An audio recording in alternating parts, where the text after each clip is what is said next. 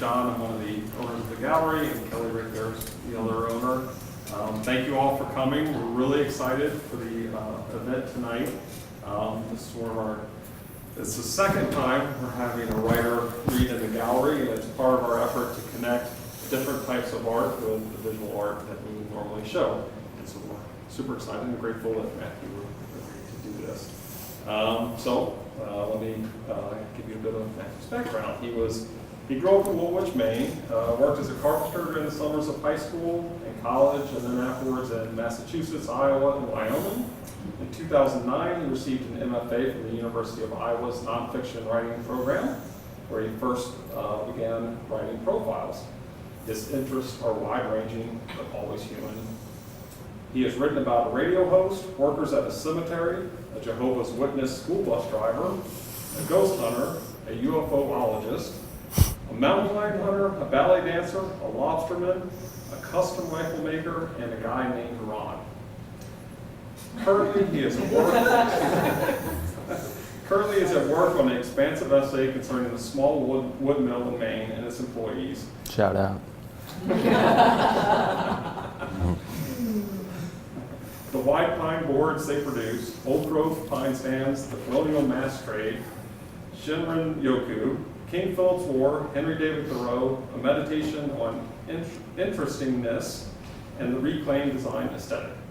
Matthew has served on the editorial staff of the Iowa Review and WAG's Review, and he was recently named to the Maine Arts Commission 2018 Literary Fellow. He will be a McDowell Writing Fellow in 3 weeks. His writing has been notable in the Best American and Best American Non-Required Reading Series and nominated for several Pushcart Prizes. You can find his work in numerous literary journals, including True Story, the Antioch Review, Ecotone, the Indiana Review, Four Genre, the Morning News, the Owen Wister Review, and others. And with that, I'm going to turn it over to Matthew, and again, thank you. Thank you. Thanks a lot. Okay. Hello. Jeez. So I'm Matthew. I'm very nervous. I'm glad you all are here. First, I guess I need to thank Greenhut Galleries. Thank you so much for having me. This is a real honor. I also want to thank the Maine Arts Commission for their support. I actually wrote this essay after receiving their generous fellowship. I want to thank Morrison Doak Builders, fellas, for accommodating my writer schedule and persona, and amidst their dedicated carpentry business. It's been very important to me. I also want to thank my wife, Bernadette, who has been very generous and patient with me as I write and struggle with writing and struggle with all my issues. So I'm here reading amid Tom Payment's art. It's behind me here and around the corner. And I wanted to read with Tom. I think his art struck me immediately because I saw so many voices in it. This piece I'm going to read has several different voices and tones. Also, I think the beauty and the strength, these are kind of general art terms, but they move me. And I think those things are also in this essay. And you guys are really a hometown crowd. It's great. I think you know a lot about me and who I am and where I came from. So I think you'll recognize some names in this. And some places, and hopefully some emotions as well. I also want to just give a little trigger warning here.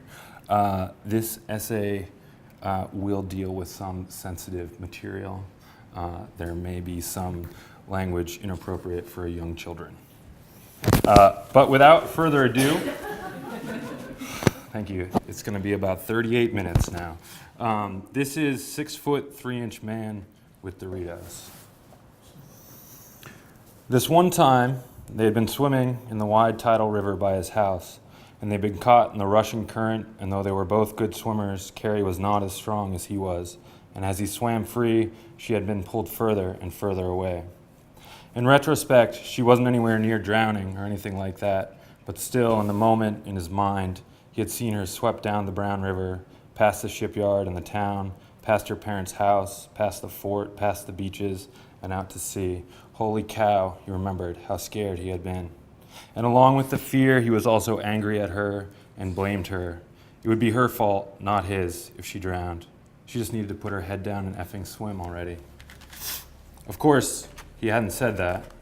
Swim, he'd yelled, plus her name, and then he remembered he'd seen that she too had become afraid, and he wasn't sure if it was his fear reflected on her, or her own fear, and he couldn't believe he had just yelled at her like he was blaming her for drowning. And then, in what, like 30 seconds, or probably less, everything was fine, and they were toweling off together on the sunny rocks. As they kissed, he felt confused, and then relieved, and then grumpy. Why was it so hard to apologize? He was wondering that now, 20 years later. First, he thought you needed to know who you were apologizing to, and then you needed to know what you were apologizing for. He had the lamp on and a fire in the stove. His wife was gone for the month. The cardboard box beside him contained colored paper, mixtapes, photos, letters, lists. He supposed some people didn't miss childhood at all. He and Carrie had spent whole afternoons in the warm mud flats with the tide out, stood on their hands with the mud squeezing up between their fingers, splashed, drifted, slid in the silty mud, kissed with muddy faces. Even now he could be sappy like that, and uncontrollably, irrepressibly happy. So happy it almost felt wrong, like unreasonable and irresponsible, like when he was walking along to get a coffee and just smiling because it felt good to walk in the sun for a coffee, or even in the rain. And then, with this huge, awesome feeling smile, he'd get all self-conscious about it, like, what right did he have to be so happy when other people were sad and suffering or just walking and not smiling? He just wanted to be good, a good human, a dork, slightly spectrum, literal. Various women had at various times referred to him as these things, affectionately mostly, and he supposed they were all at least partly true. He thought that in general there were only partial truths, which then, that thought too must also be only a partial truth, which, whoa, yeah, try to wrap your head around that one, he thought, whoever you are. His brain, all the thinking and feelings and stuff in it, he was thinking of it now like a pot of popcorn on the stove, like the oil spitting and the steam or whatever it was building in the kernels, and the sudden rapid bursting, and the pop, pop, pop against the lid, and then these few strange airy forms jumping out and maybe spilling to the floor. He was not against eating things off the floor. He didn't know if that was a metaphor or an analogy or just an image, but when he thought about it, it seemed pretty stupid and young and dull, or maybe not, depending. But anyway, there it was. He and his wife often ate popcorn for dinner. Was that okay? Was that normal? They did not own a microwave, so they cooked it on the stovetop. He melted the butter, and she dressed the salad. Marriage was that easy. And not easy at all. He did not make popcorn when he was by himself. He was eating Cool Ranch Doritos straight from the bag. The wind outside smacked the house like the flat of a hand. Memories just arrived. He remembered once pooping in the river with a bunch of high school friends and referring to it forever after as the group poop. Now he was ashamed. Now he was not ashamed. He took a log from the pile on the hearth and pushed it into the wood stove. The first real kegger he'd been to was at an abandoned gravel pit so far out behind someone's parents' house that it wasn't really behind anything. Carrie was there. She was a junior, and he was a freshman. He supposed he remembered it because it was the first time he'd been drunk, and it was the first time he'd really made out with someone. There were trucks and cars and music and a big pyramid fire and black-pointed spruce trees surrounding the pit and patches of disappearing snow lingering in what must have been the most shaded hollows. Was drunk something you did or something you got? He had seen kids making out in the 3rd grade, under the slide. Frenching, they called it. He took the bottle from Carrie, reaching across their bodies so as not to break the connection. He was holding her hand and she was holding his. In the bottle was Kahlua and milk, and it was sweet and creamy and warmer than the air. At first, the hand-holding how-tos had seemed mysterious, like who was supposed to reach out first, and did mittens matter, or hot palms, or cold palms, or sweat, or dirt, and should their fingers weave, or should they wrap? He had always needed to do things right. He could have called his wife right then, but he wanted her to call him. It was her turn. He remembered how Carrie had made it a game, just touching his fingers with hers and then pulling away as he started to reach with his fingers, or surprising him by changing her grip or eluding his, her fingers scampering over his palm and around his wrist and up his arm. He and his wife had done that with their hand-holding too. And they had made each other mix CDs and written each other letters, and he had them all in a box in the attic. 12 years, a third of his life, they had been together.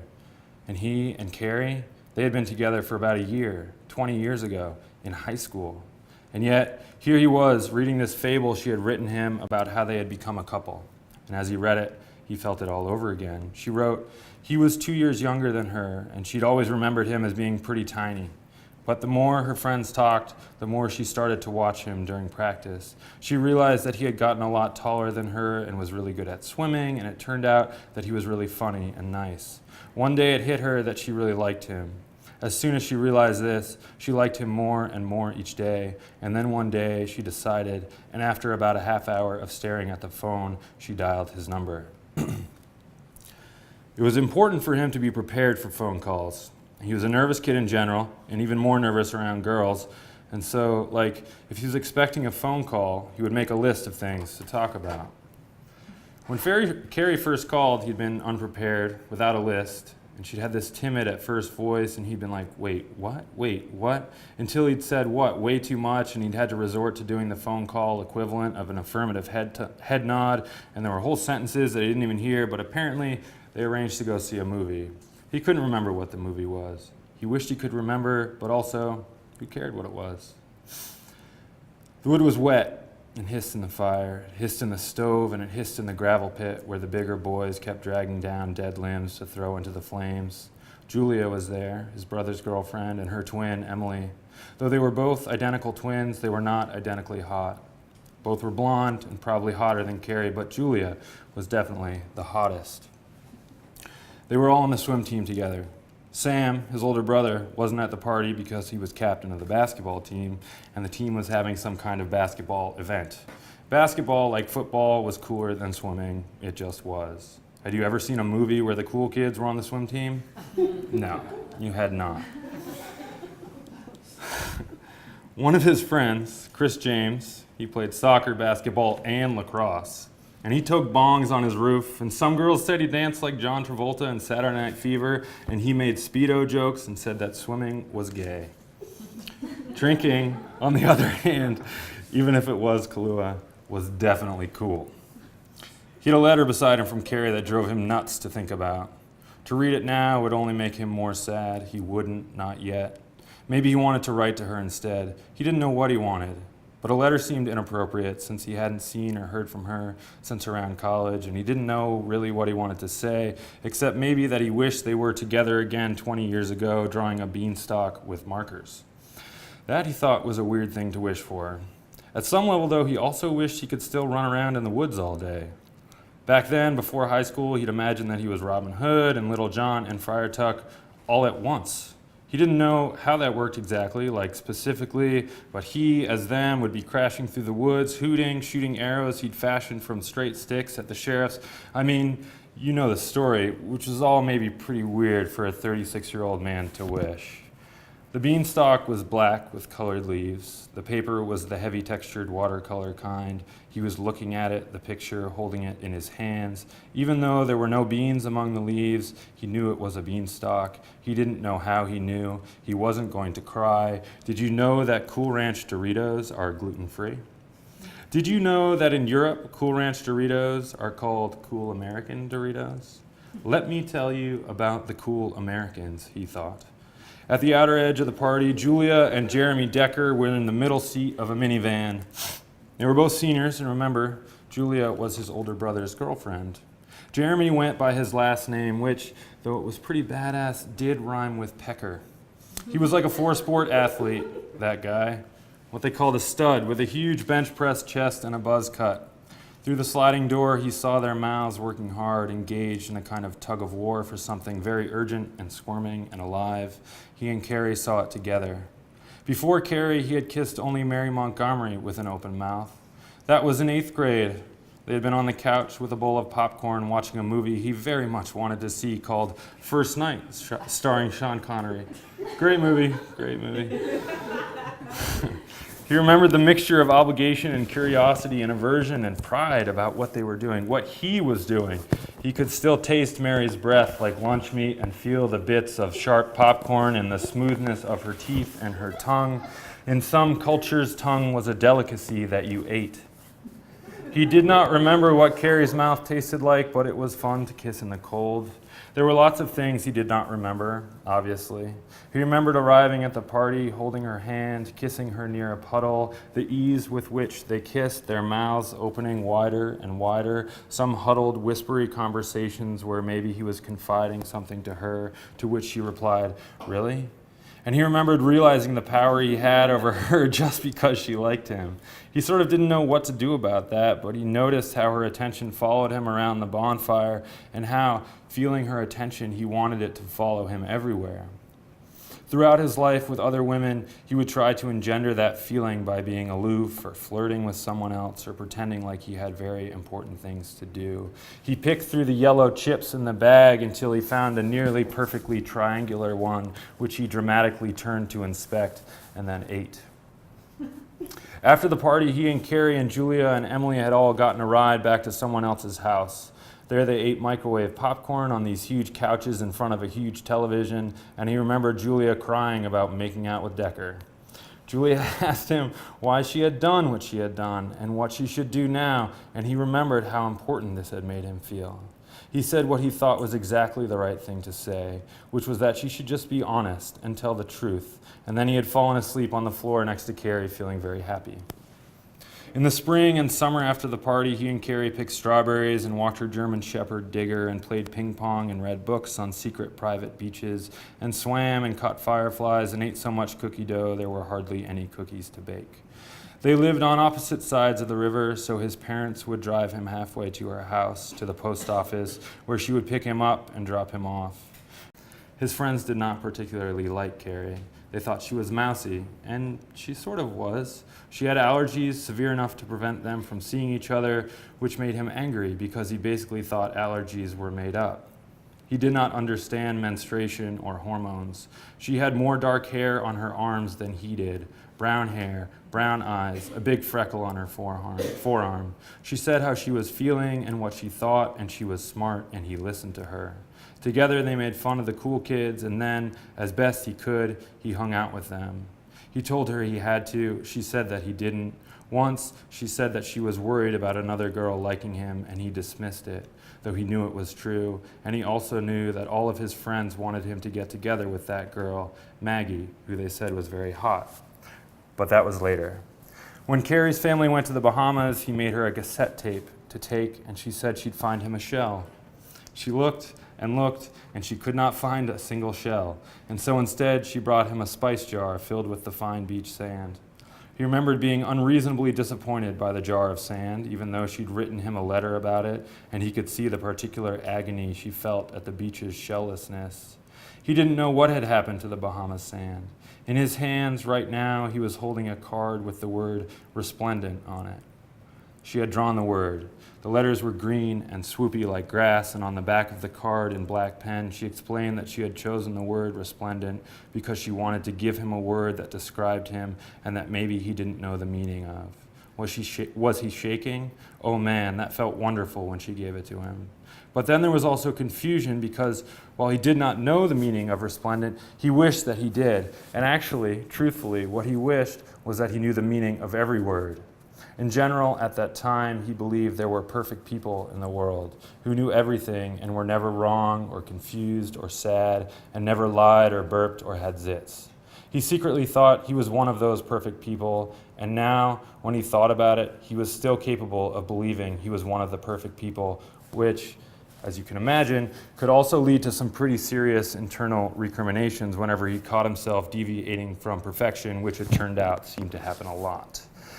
Anyway, if you're worried about him or whatever, I can assure you he's, quote, working on it, and in addition, I can assure you that he's, quote, making progress.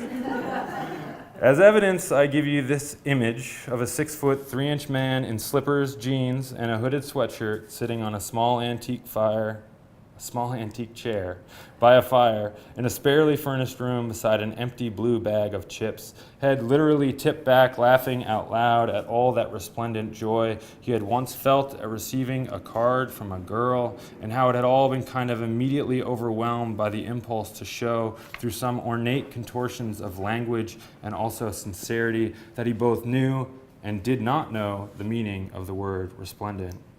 Would a resplendent individual lick Dorito crumbs from his fingers? He would. Would a resplendently cool American enjoy a full belch in his own living room? He would. He did. He had never been able to burp on command. He remembered once he and Carrie had been down by the river in the dark and really kissing, and he had just suddenly burped, and instead of moving away or whatever, he had pressed his mouth more firmly to hers, like he was pretending there had not been a burp. Like by the force of his will, he could undo the fact of the burp. What he was sorry for wasn't the stomach air, exactly, but his inability to acknowledge the truth of what had happened, to laugh about it in the moment, or at least to take it lightly, because who knew if maybe Carrie had actually found it all funny and had just hidden her laughter out of deference to him. She must have known how serious and sensitive he was. Oh man, teenage insecurity was real. Insecurity was real. If someone offered you the ability to read minds, would you accept? He thought he did not want the ability to read anyone's mind but his own. And then he thought that maybe he didn't even want that, at least not all the time, for it crossed his mind that he wasn't always strong enough or brave enough not to be crippled by his own thoughts. The wind outside must have been going close to 35. Right now, he just wanted to fucking French kiss someone, burp-free or not, it didn't matter. He wanted to feel a woman's mouth with all of his own mouth, and he also wanted to feel the need from her mouth, and also he wanted to feel his own need, and he wanted to feel all that need grow, and then what? Then who cared? Then didn't matter. Of course, being a teenager was also really awesome. Often, at night, they went for walks. He remembered the darkness on the lawn, the ecstasy of the grass and the stars and the black water nearby and lit windows to peep through and headlights to hide from and parents to hide from and each other to hide from too and to find. At first he was shy about his erection and he would turn away when it felt too pressing, which was basically all the time. Boner, he called it then, or hard-on. Dong was a more general term. His wife said cock. Carrie was not afraid to examine a June bug. Just the slightest pressure from her hand, the slightest movement, it generated the most incredible warmth, more incredible somehow than anything he had ever done for himself, like the fiery satisfaction he felt scratching his mosquito-bitten legs, or in the shower with the hot water scalding his armpits that were clogged with antiperspirant, except that under her hand the feeling was immeasurably more. Carrie had had sex before with David Minot. David was in his brother's grade, and he seemed nice, but not at all like him. When he asked her about it, she didn't say much. Like, she didn't say that it was fun or that she liked it or even that she wanted to do it with him. He didn't even really learn any illuminating technical details like what position or what about parents or condoms or maybe anything else that would have been helpful. He looked at his phone. He thought, hoped really, that maybe his wife had texted him without his noticing. She hadn't. She would be at the artist colony for the next few weeks. Probably she was right this minute having a wonderful time. Probably she was right this minute not thinking at all about her past, which he knew hadn't been perfect, but which she seemed to have sort of dealt with or come to terms with. And so, without the need to grapple with her past, she was probably engaged in all kinds of raucous and illicit and lovely things with all the other brilliant and attractive artists, probably in her cabin and probably right now. He spun the phone in his hand the way he sometimes spun a hammer. He had never thought of himself as someone who had hang-ups or issues. In 8th grade, after all, he had been voted most outgoing. Popcorn wasn't even good compared to a Dorito. Nobody was perfect. He knew that the past wasn't for anything, but at the same time, if you wanted, you could say that nothing was for anything, and you'd be right. And at the same time, you'd be wrong. The guys he worked with building houses worshiped a mighty and righteous God. They believed that God has a plan and that he needed to find out God's plan for him. He liked a good plan. He liked his coworkers. Of course, not that it mattered or anything like that, but he had no idea if they had all saved themselves for marriage. There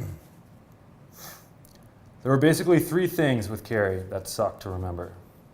The first was all the stuff around this one night at the beach. They'd walked past the Civil War fort at the mouth of the river and around the elbow of sand where now he sometimes fished for stripers in the surf, and then past the summer homes and past the sandbar that at low tide connected the beach to Wood Island.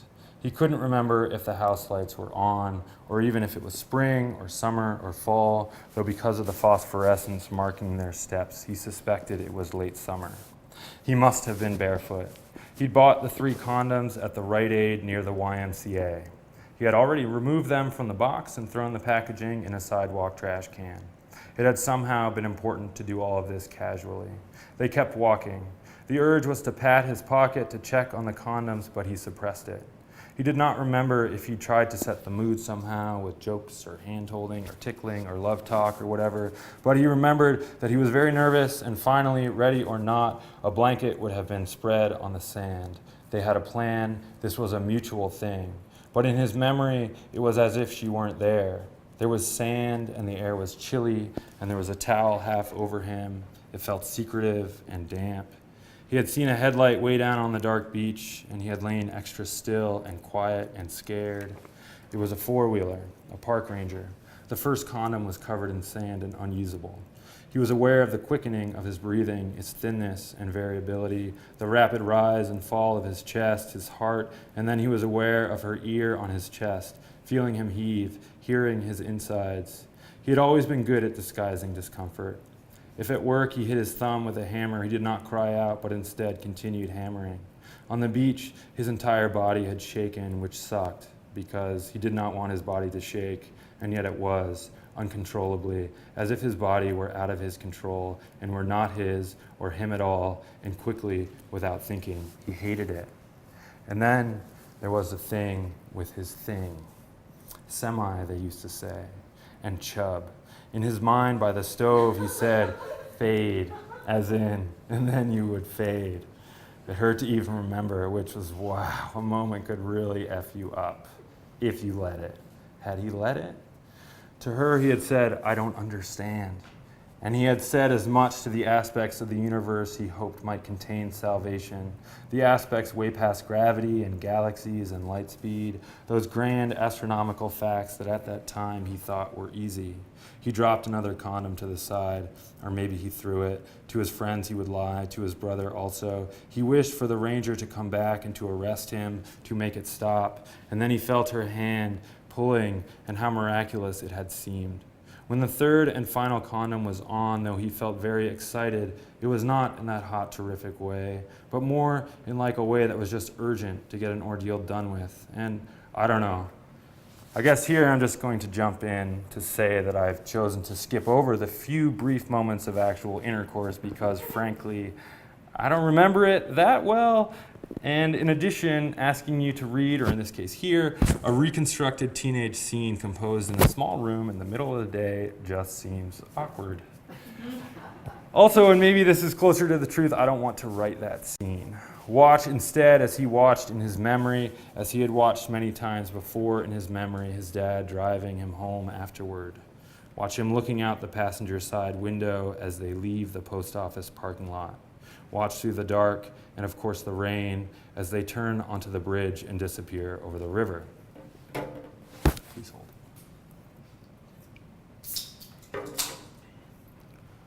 The sex itself and the aftermath, though it had been a big deal generally, the condom had fallen off, the parents had been informed, a pill procured, tears and groundings, finally hadn't seemed that big a deal for them as a couple. If anything, he felt closer to her and more respectful of her, and then a few months later, he'd split up with her. This was the second thing that sucked to remember. He was 15, and he had been drunk, and he had had sex. He had had sex on the beach with Carrie, and then they'd done it again, better, he thought, so that it was almost fun in his bed. And then in her Isuzu after school one day, he was breaking up with her. Swim practice would start in 30 minutes. Breaking up wouldn't take 5. As he told her, though, she seemed so confused and distressed that he'd nearly said he didn't mean it, and that he was confused too, about everything, which was true, but which was not as important as not changing his mind, or being cool, or being on time to practice. And so, as she slowed down by the Winter Street Church with the traffic backing up behind, he directed her down the hill from the entrance to the Y and into the Rite Aid parking lot. There was no irony or cruelty in this act. She had both of her hands on the wheel. She kept saying why. She kept saying, I don't understand. And he remembered trying to make her understand, just talking around and around, babbling really about not wanting a relationship right now, which seems so cliche that it must have been totally obvious that he didn't understand anything either, for really, he didn't. Really, he did, and he didn't. Cool Ranch Doritos were invented in 1986. At the same time he knew that cool was some lampoonable bullshit, he also knew that it was more real than anything.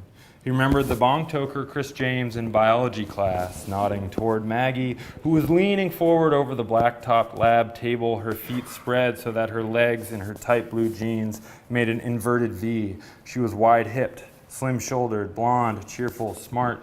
Dude, does she even know? Chris asked. Know what? He asked. Dude, Chris said, she's asking for it. In that moment, he of course knew what it was. It was just that he thought she was sliding her hips from side to side to get the blood circulating in her legs or to loosen her back or something. What later happened, like how he perceived the memories of himself and Carrie, had a lot to do with the third thing that sucked to remember, and the letter that she'd written him. It was like over the years the balance of emotion after their breakup had shifted from lightness and joy to heaviness and bad, so that now, by the fire 20 years later, he felt almost entirely rotten, like he was literally decomposing inside with all the stink and slime and funk of maggots and worms and heat and the off-gassing and the buzzing flies in the sun and nighttime skunks and possums and raccoons waddling by to pick things over, probably like mushrooms starting to poke through the compost, and the bats around to poach the flies, and then neighbors complaining because of the smell, and then there was the disease, and for some reason lighting tiki torches, and then maybe one of the dumber local dogs comes over, tongue out, panting to check out all that putrefaction, and as it's wolfing down one of the more rancid bits, it suddenly stops and cocks its head and blinks, and then the foaming saliva and a little blood at the ears, and the dog just keels over right there in his gut, or next to it, or whatever the metaphor and analogy is supposed to be. And just as no one wants to be close to that kind of decay, with his mind and his attention, he had always stayed as far from that part of himself as he could. And if you're wondering why this is all coming up for him now, like right now, I totally get that curiosity, and I want to assure you that I know why, and that he also knows why, like the minutia of the specific and all that. I also want to say that I don't mean to be coy or manipulative or dodgy by not telling you every heartbeat of detail. Privacy maybe has something to do with it, but also really, I think I've given all the necessary info, at least in general, which is wife gone, marriage difficult, him beating himself up over marriage difficulty, blaming self, doubting self, feeling hopeless, sad, not just lonely, but alone, etc. And now also this newly uncovered box of high school memorabilia, including a letter implicating him in a borderline #MeToo moment that has always dogged him, especially when he has felt down, because then the incidents described in the letter seem to confirm his soul-level ugliness, like the burp and the suck of the current and the obsession with being cool at all costs and composting and all that in a super amplified way. So he has always avoided not just the breakup memories, but also really all that old Carrie stuff. He avoided it even though he knew that memories about more emotional or traumatic events are recalled more frequently and more vividly than others as a kind of self-preservation, a way to avoid similar incidents in the future. Trauma was probably overstating it. It's not like he needed an ambulance. Also, he was well aware that just because you remembered events and emotions vividly, you didn't have the right to just share them with anyone anytime they came up for you. In fact, he had hardly told anyone any of this stuff. I myself have just recently been able to start to piece it all together by writing it down, which started as like an abreactive or cathartic or therapeutic exercise, and then kind of morphed into this essay or whatever this is, which I'm glad to share, though you should know that I'm conflicted about all the implicit attention-seeking or melodramatic or confessional aspects there are in my telling you these things, and it doesn't exactly feel all good for me either. The letter was in a small envelope. It had been folded in half 4 times, was written in black pen on 2 sheets of paper, front and back, and the print was neat and precise, except where you could feel her rushing to get the words out, the words that were maybe more painful to write. It wasn't dated. The event that had precipitated the letter had occurred several months after they had split up, just as he and Maggie were starting to get together. It had been a miniature party at another swimmer's house. 3 guys, 3 girls, beer, pot, no parents. Like so many teenage things, in retrospect, none of it had been a good idea. He'd secretly had a kind of residual crush on Carrie, and he'd been eager to be there with her at Nick's. And they'd had fun. He'd ended up rolling his sleeping bag out beside hers, which wasn't part of any plan or anything, except that he did want to be next to her. They lay on their backs. The others were asleep. Like he had done when they were a couple, he walked his hand over her stomach and her sharp pelvis and between her legs.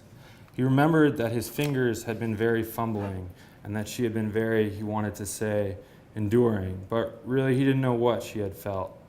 He did not remember if he had said please, or it's okay, or I want you, or if she had said wait, or why, or yes.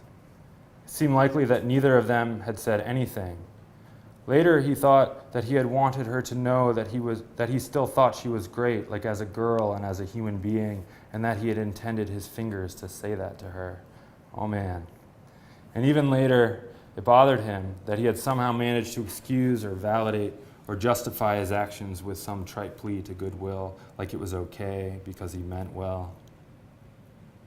In her letter to him, it was clear that she had not wanted what he had done and that she had acquiesced only out of her own desperate thinking.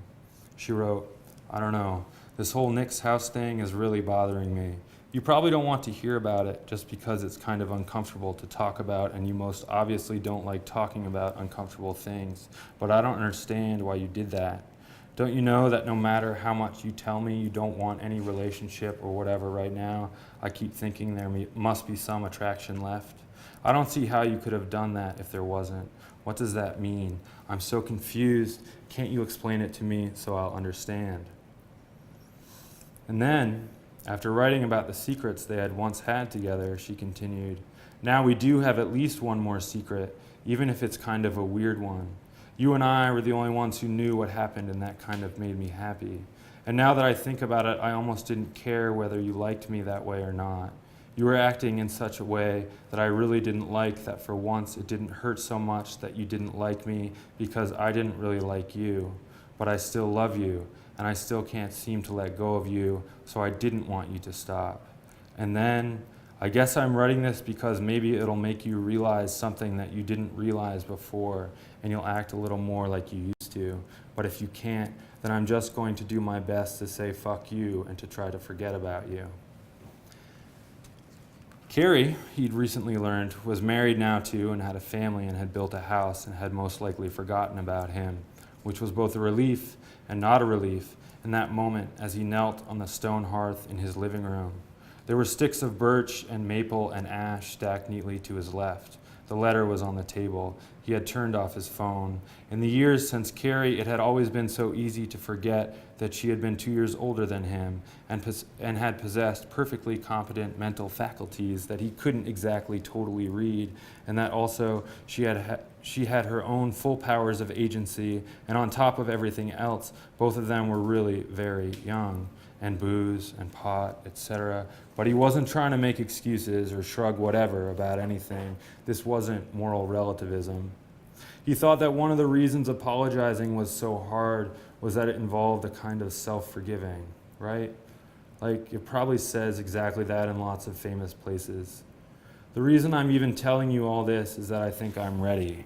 Like I'm starting to understand how hard I've been on everyone over the years, including and especially him, and it's taken time, you know, for just his simple, idiotic, lovely, selfish, struggling existence to kind of seep into my own and remind me of something I think we all maybe know deep down, which is the meaning of resplendent.